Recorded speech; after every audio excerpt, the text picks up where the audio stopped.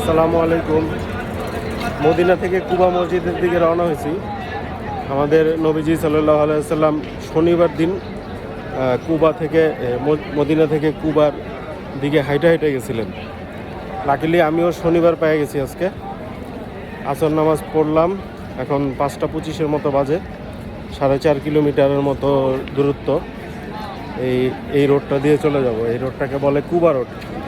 এটা মদিনা মসজিদের দিকে নববী, আর এটা পুরো কুবা রোড।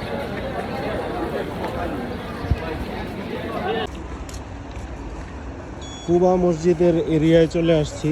এই যে কুবা মসজিদ দেখা যাচ্ছে। মাত্র 6টা 25-এ রওনা দিলাম। 5টা 25-এ রওনা দিলাম, 6টার দিকে পৌঁছে গেলাম। মাত্র 35 মিনিট লাগলো আর কি। আর ক্লোজ টু 5 কিলোমিটার আর কি, এরকম হাইটে আসতে। একটু তাড়াতাড়ি আসতে পারছি। কুবা মসজিদের দিকে খেজুর বাগান আছে, এই জায়গাগুলো ঘুরে দেখা যাবে।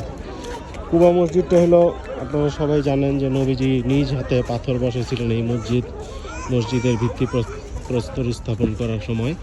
এটা ইসলামের সর্বপ্রথম মসজিদ। মক্কা থেকে হিজরত করে এসে নবীজি প্রথমে এই জায়গাটাতেই ছিলেন এবং এই মসজিদের শুরু করেন আর কি।